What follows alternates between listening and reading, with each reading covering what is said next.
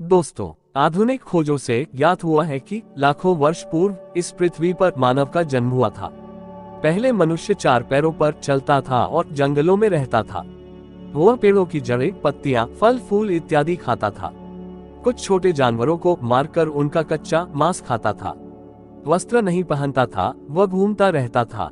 ये वानर जैसा मानव खाने की तलाश में इधर उधर दिन भर भटकता था, लेकिन रात होने पर जानवरों से सुरक्षा व ठंड व बरसात से बचने के लिए गुफा जैसे स्थान मिलने पर उसमें रहने लगा। लेकिन वह अधिकांशतः पेड़ों पर चढ़कर ही रहता था और इस तरह रात में जंगली जानवरों से अपनी सुरक्षा करता था। संभवतः जब उसने ऊंचाई पर लगे पेड़ों के फलों को देखा होगा, तब उनको तोड़ने के लिए वह धीरे धीरे अपने शरीर को संतुलित करते हुए 4 बजाय 2 पैरों का उपयोग करने लगा होगा। इस प्रकार उसके 2 हाथ स्वतंत्र हो गए होंगे, जिनका उपयोग वह धीरे धीरे किसी चीज को खोजने, पकड़ने व उठाने में करने लगा होगा। और इस तरह वह 2 पैरों का उपयोग चलने एवं 2 हाथों का उपयोग काम करने के लिए करने लगा होगा। इस तरह मनुष्य में धीरे धीरे शारीरिक परिवर्तन होते गए। जैसे जब वह पैरों पर खड़ा होने लगा तो अधिक दूर तक देखने लगा होगा। वह आसपास की चीजों को देखने के लिए पूरे शरीर को घुमाने के बजाय सिर्फ गर्दन का उपयोग करने लगा। हाथों का उपयोग पेड़ों की टहनियां पकड़कर फल तोड़ने, खाना लाने, खाना खाने के लिए करने लगा। इसी समय वह पीठ के बल सोने लगा होगा। इस प्रकार शारीरिक परिवर्तनों के साथ साथ मानव के सोचने की शक्ति का भी तेजी से विकास होने लगा। उसके स्पष्ट रूप से रोने व हंसने की आवाज में भी अधिक स्पष्टता आती गई होगी। निरंतर आते परिवर्तनों के द्वारा अब मनुष्य अपनी मूलभूत आवश्यकताओं जैसे भोजन, आवास व सुरक्षा के बारे में भी सोचने लगा होगा। भोजन की तलाश में घूमते रहने के साथ साथ वह भोजन इकट्ठा भी करने लगा और जंगल में जानवरों से बचाव करने के लिए लकड़ी, जानवरों की हड्डियों, सींगों, धारदार नुकीले पत्थरों का उपयोग करने लगा। उपरोक्त तरह के मानव अर्थात आज से लाखों वर्ष पुराने मानव को आदिमानव कहा जाता है। पुरा पाषाण काल में औजार तो पत्थरों को तोड़कर बनाए जाते थे। ये आकार में विशाल होते थे। धीरे धीरे मानव ने इस कला में दक्षता प्राप्त कर ली। सैकड़ों वर्षों के अनुभव व भौगोलिक परिवर्तन के कारण औजारों में बदलाव आया। मध्य पाषाण काल में औजार आज के पत्थरों से अधिक छोटे व पैने बनाए जाने लगे। इनमें कठोर एवं मजबूत पत्थर का प्रयोग किया जाने लगा। इन पत्थरों की खास बात यह थी कि इनके फलक चिप्पड़ आसानी से निकाले जा सकते थे और इन्हें मनचाहा आकार दिया जा सकता था। प्रारंभ में हाथ से आसानी से पकड़े जाने वाले पत्थरों के औजार बनाए जाते थे। धीरे धीरे हथियारों के हत्थे लगाकर प्रयोग करने की कला मानव ने सीखी। इन औजारों को लकड़ी के हत्थे में बांधकर इनकी शक्ति को बढ़ाया गया। नव पाषाण अथवा उत्तर पाषाण काल, इस काल में छोटे पैने तथा अधिक संहारक का हथियार कड़े पत्थरों से बनाए जाने लगे। इन्हें बाण के अग्रभाग में तथा कुल्हाड़ी के पैने भाग के स्थान में लगाया जाता था। इस काल में पत्थर की चिकनी कुल्हाड़ियां, हाथ के बनाए बर्तन, झोपड़ियों के निर्माण स्थल तथा लघु पाषाण उपकरण प्राप्त होते हैं। इनका काल लगभग 2500 को माना जाता है। इस काल से सिंधु सभ्यता के विकास का आरंभ होता है। पहले मनुष्य आग के बारे में नहीं जानता था।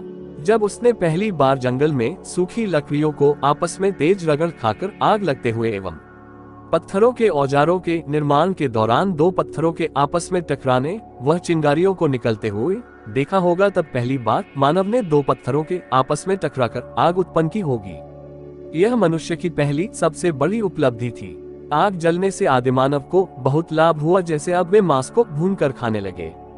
रात के समय आग जलाकर प्रकाश प्राप्त करने लगे। ठंड के समय आग जलाकर गर्मी प्राप्त करने लगे। जंगली जानवर आग से डरते हैं, अतः वे आग जलाकर जानवरों से अपनी सुरक्षा करने लगे। आदि मानव भोजन की तलाश में घूमता रहता था। थक जाने पर पेड़ों तथा पहाड़ों की गुफाओं में निवास करता था। पहाड़ों की चट्टान को शैल भी कहते हैं। शैल में निर्मित इन आश्रय स्थलों के कारण इन्हें शैलाश्रय भी कहते हैं। ये शैलाश्रय कहीं कहीं इतने बड़े हैं कि इनमें 500 व्यक्ति तक बैठे आश्रय प्राप्त कर सकते हैं। इन्हीं गुफाओं में बैठकर आदिमानव ने अपने दैनिक जीवन की क्रियाओं को चित्रित किया है। क्योंकि यह चित्र गुफाओं की चट्टानों पर बने हैं, अतः इन्हें शैल चित्र कहते हैं। भारत में सैकड़ों स्थानों पर ऐसे चित्रित शैलाश्रय मिलते हैं। मध्य प्रदेश में भोपाल, विदिशा, रायसेन, सीहोर, होशंगाबाद, जबलपुर, सागर, गुना आदि जिलों में कई चित्रित शैलाश्रय से मिलते हैं। आदि मानव के पास हमारे जैसे वस्त्र नहीं थे। वे ठंड बरसात आदि से बचने के लिए वृक्षों की छाल, पत्तों तथा जानवरों की खाल से अपना शरीर ढांकते थे। इनके के साथ साथ लकड़ी, सीप, पत्थर, सींग, हाथी दांत और हड्डी से बने आभूषण का भी प्रयोग करते थे। ये पक्षियों के पंखों से भी आभूषण बनाते थे। हमारे प्रदेश में आज भी कई जनजातियां ऐसे ही श्रृंगार करती हैं और पंख, सीप, हड्डी, लकड़ी, रंगीन पत्थर, जानवरों की सींग तथा दांतों से अपने आभूषण बनाते हैं। नव पाषाण काल तक आदि मानव ने पशुपालन और खेती करने के प्रारंभिक तरीकों की खोज कर ली थी। अब वह जान गया था कि शिकार के साथ साथ पशुपालन उसके लिए महत्वपूर्ण है। पशुओं से वह कई तरह के काम कर लेता था। शिकार करने में कुत्ता, खेती करने में बैल, दूध प्राप्त करने में गाय, भैंस, बकरी, मांस प्राप्त करने में भेड़, भैंसा, सवारी हेतु बैल, भैंस, घोड़ा आदि। पुरातत्वविदों के अनुसार भारत में कृषि की शुरुआत आज से लगभग 10,000 साल पहले हो चुकी थी। इस प्रकार आदिमानव का भोजन की तलाश में घूमना फिरना कम हो गया। अब वह जान गया था कि मानव और पशु पक्षियों द्वारा खाकर फेंके हुए फलों के बीजों से नए पौधे उगाते हैं। खेती करने की कला एक महत्वपूर्ण खोज थी, जिसके कारण मानव को भोजन की तलाश में भटकने की जरूरत नहीं रही और अब उसने एक जगह बसना सीख लिया। लेकिन मानव को जब खाद्य सामग्री की कमी पड़ने लगी तब उसने जमीन, खेत की खुदाई, पत्थर, लकड़ी, हड्डियों से बने यंत्रों से करके जमीन में बीज बोना शुरू किया। धीरे धीरे मिट्टी की निंदाई, गुड़ाई व पौधों के लिए पोषक तत्वों का महत्व जाना। वह पानी के स्रोत के निकट वाली जमीन में सामान्यतः खेती करने लगा। समयानुसार धीरे धीरे कृषि का विकास हुआ।